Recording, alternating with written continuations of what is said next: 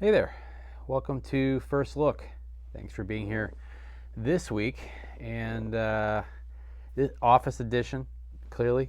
And I like to keep you guessing, so it's raining today, and so I thought this would be a good change of pace for me. Um, so I was trying to think about how I wanted to do the introduction to this today, because as you're watching this, we're kind of making some interesting plans. So this, as you know, we've been doing this whole centennial celebration thing for the last handful of months, and we're going to be doing something a little unique this Sunday. And it's just sort of come together. We didn't announce that way ahead of time because we weren't sure if and when it would be able to kind of get it together, but we were able to get it together. So what's going to be happening is out front in one of the cornerstones of the church, on the exterior, there is a time capsule that's buried in one of those stones, like those capstone pieces on the external part of the building. And we're going to unearth it. And so what we'll be doing is that during the service, the majority of the service will happen as it normally does. It'll be kind of compressed, but then the last part of the service, the last like maybe 10 minutes or so, will be a liturgy, kind of a prayer for the opening and discovery of that time capsule. So we're going to have a stonemason who comes in and does the work and gets all that kind of prepped for us. And then we'll have it in the fellowship hall after the service. And if you can't be there with us, of course, we'll try to take photos and videos and all that kind of fun stuff. And some of it will be done in the worship service, so you'll be able to participate in it even if you're worshiping with us at home. So this Sunday, what you're going to see is some prayers around this time capsule, and then we're going to open it together and kind of take a peek at what's inside during the fellowship time downstairs. So, I've never done that before, so we're going to kind of see how that goes. But in the midst of that, we're going to be, we have the scripture and the sermon that I'll be doing in a very kind of regular way. I don't know if that time capsule is going to play a role or not in the sermon, but I don't know. Maybe we'll see where this goes, and we'll kind of take it from there. So the text that I'll be using for this Sunday is from John 13. Hold on, let me get to it. So here it is, John 13, verses 31 through 35. And this is, again, it's a post-Easter kind of,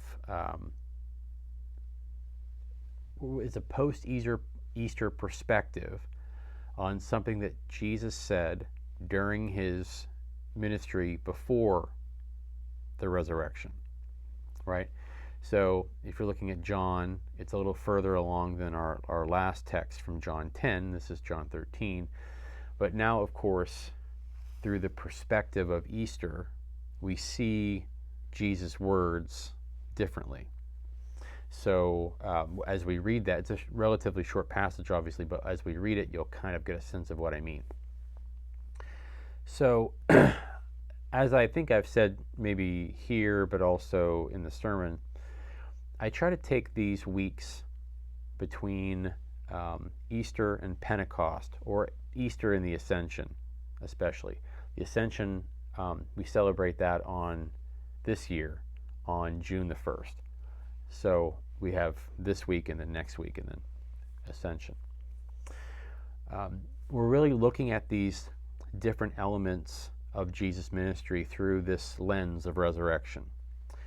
And this story, even more than the last story, really takes on a different emphasis when you look at it from that perspective. So looking at Jesus as shepherd, or us as the sheep, which is what we did this past week, you can get a sense of the largeness of that, right? We don't look at that just in a more temporal kind of way, but we look at it from a more like beyond just this life, and more of in eternal kind of aspect. So, and a lot of the way that I took on that passage this past Sunday was kind of looking at the ways that sometimes that can feel, it's not always this natural fit. Like we learn from each other how to be the people of God, right? It doesn't always just come naturally. And we had some new members who were joining, and so part of what I was trying to do was to speak to the fact that, like, we have to be intentional when it comes to how we draw people in, how we care for people, how we share our faith with people, knowing that not everyone comes from the same background and gets it the same way that we might. And it could be that you, even if you've been in the church for a long time, do feel a little out of place. And that's part of it. So this text, though, I think is a little bit more overt when it comes to how we can look at who Jesus is post-resurrection. I think it speaks to that much more clearly. So this is John 13, 31 through 35. So since it's brief, let me just read it right through. Okay. When he had gone out, Jesus said, "Now the Son of Man has been glorified, and God has been glorified in him. If God has been glorified in him, God will also glorify him in himself and will glorify him at once." We'll get back to that in a second. "Little children, I am with you only a little longer. You will look for me, and as I said to the Jews, so now I say to you, where I am going you cannot come. I give you a new commandment, that you love one another. Just as I have loved you, you also should love one another. By this everyone will know that you are my disciples, if you have love for one another." And I called the sermon against our instincts. And it's not to imply that loving people goes against our instinct, but it tries to highlight, I think the idea that I had originally was that there are some elements of loving, or doing the kind of loving that I think God calls us to do, that can sometimes take work on our part. So I want to tease that out a little bit, but let me go back and kind of look at the text the way that it is. So the first element of that, the first thing that happens, and why I said that this seems like a little bit more of an overt point to post-resurrection Jesus, is that Jesus is talking about himself in very meta terms, I guess you could say. Larger, greater, not the here and now, but bigger terms. So first, he refers to himself as the Son of Man. And anytime you see Jesus refer to himself as the Son of Man, or the Son of Humanity, or the Child of Humanity, we're always talking about Jesus as sort of an archetype or an example of, or the kind of the leader of humanity, right? The example of humanity. And that comes back, that's an Old Testament term. We see that all the way back in Ezekiel, talked about the Son of Man. Meaning that what Ezekiel was doing in his prophetic work was talking about how one person can be an example for all people, right? Kind of a sample size. And Jesus takes on a similar kind of role in our lives, right? So he's talking about himself in that way.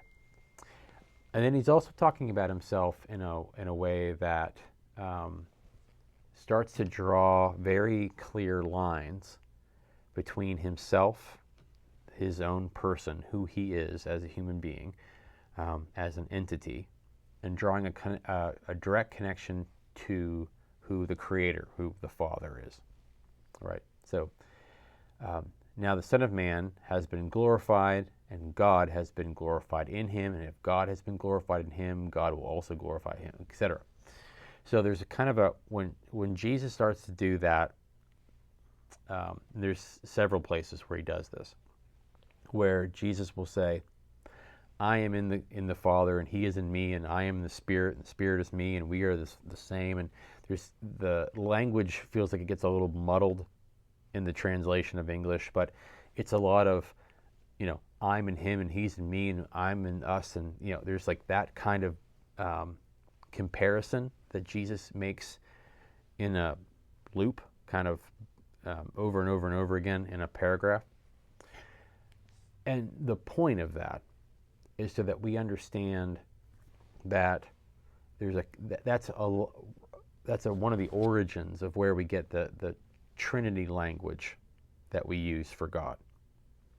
The fact that God, our Creator, that we see in the Old Testament, the one who's there from the beginning, that isn't the true God, and that Jesus is birthed from that, right? That Jesus doesn't have a begin date. And so Jesus does a lot of signaling that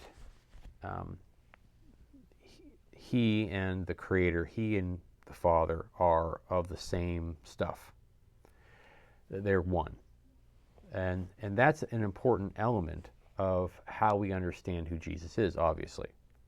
How we understand God from a Trinitarian, from a Trinity perspective. And the groundwork for that is laid in some of these texts where Jesus talks about himself as, I'm in the Creator, and the Creator's in me, and the Spirit, comes from me, and I am an agent of the Spirit. That kind of language that gets thrown back and forth in Scripture sometimes. So that element is very present. That kind of transcendent language is all over this passage. And the other item that he talks about is, so God will also glorify him. Little children, I am with you only a little while longer. Okay. So, pointing, of course, to the fact that at some point the resurrection, the ascension will happen. And so that they need some kind of foundational statement in which to exist, in which to continue to live their lives. And so it's not like the commandment to love each other is actually new, but it's being said in a different context, right? So the context in which Jesus is trying to encourage them to take on this command to love one another goes beyond who they have loved previously, right? So it goes beyond Jerusalem, it goes beyond Israel, it goes beyond the experience they've had to this point. It's expansive. And so, and if they have to rely on something, if they have to go back to what the purpose is, what the point is, what's the plot, getting back to the plot, it's remember that all of what we're doing here is about loving each other. It's not about revenge on Rome or the powers that be. It's not about trying to conquer something. It's none of that. It's about how do we foundationally love each other better. And that's always been true. And so it's one of those passages that kind of gets people ready for what's coming. Now, I mentioned near the beginning that it's sort of counter to our instincts. And what I meant by that, at least whenever I came up with the sermon title was that loving people on one level does follow our instincts, meaning we love people, one, who love us back, right? Who love us naturally. Like we love our parents or our siblings or our friends, the people who nurture us or treat us well, we have a natural inclination to love back, right? Like because those relationships build something and they benefit us, right? To have those relationships is beneficial to us. And even loving those who are in need in some ways benefits us. It comes naturally in the sense that giving to other people, especially giving the amount that we want to give to other people, makes us feel like we're contributing to something, right? It gives us a good feeling. But the kind of love, loving one another, that I think Jesus tries to extend beyond our natural inclinations, is the loving people, loving our enemies, loving people who aren't easy to love. And sometimes that does mean loving ourselves, caring for ourselves in ways that we wouldn't naturally. Because sometimes we know that the hardest people to care for or to put first is the person in the mirror. And so I think there's a kind of a gut check to love that we have to do all of the time. And whenever I mention loving people, we almost always talk about the ways that the Bible, but especially the New Testament, because the New Testament kind of treats its language around love uniquely, because Greek treats love uniquely. The New Testament was written in Greek, and it distinguishes between the kind of love we have between friends or between family, romantic love, and the kind of love that we have, that God has for us, right? That kind of never-ending, gracious,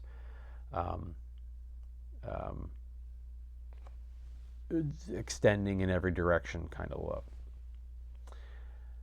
And that's the kind of love that we, when we talk about it, what we try to foster within ourselves.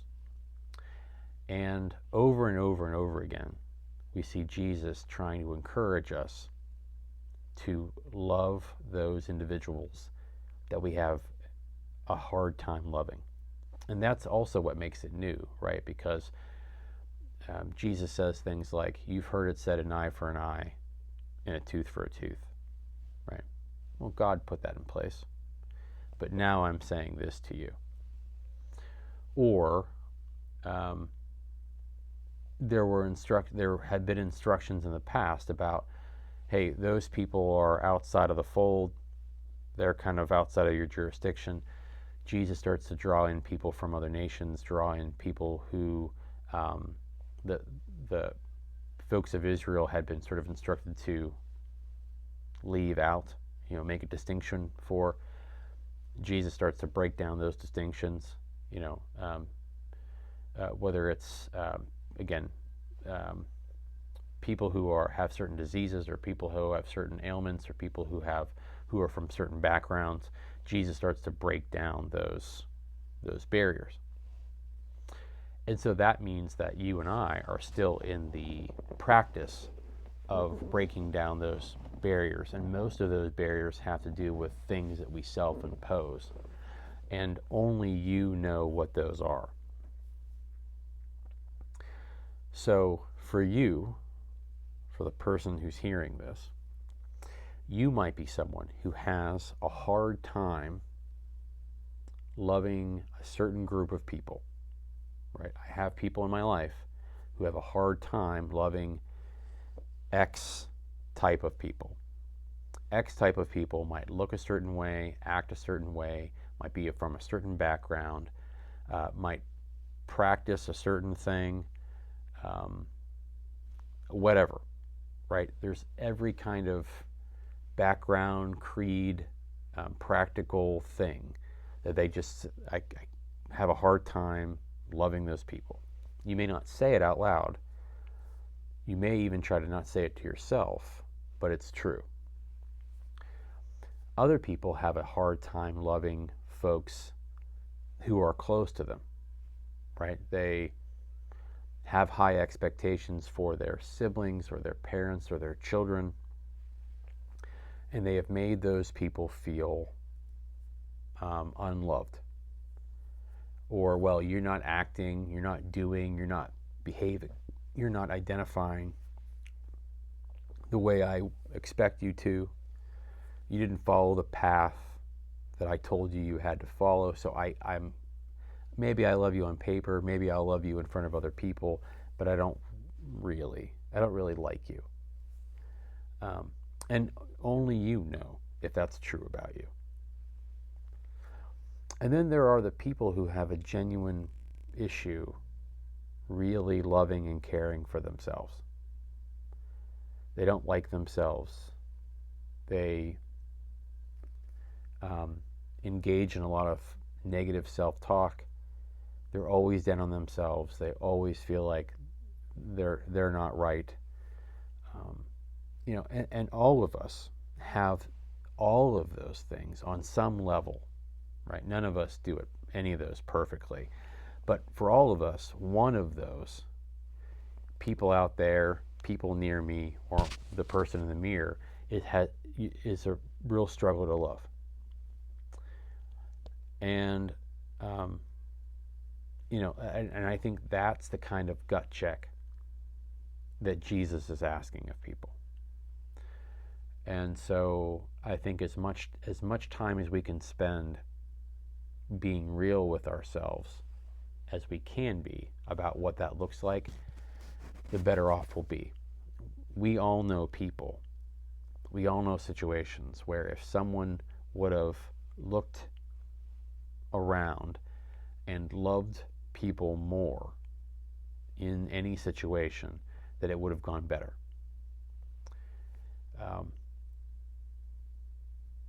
That's just a universally across the board.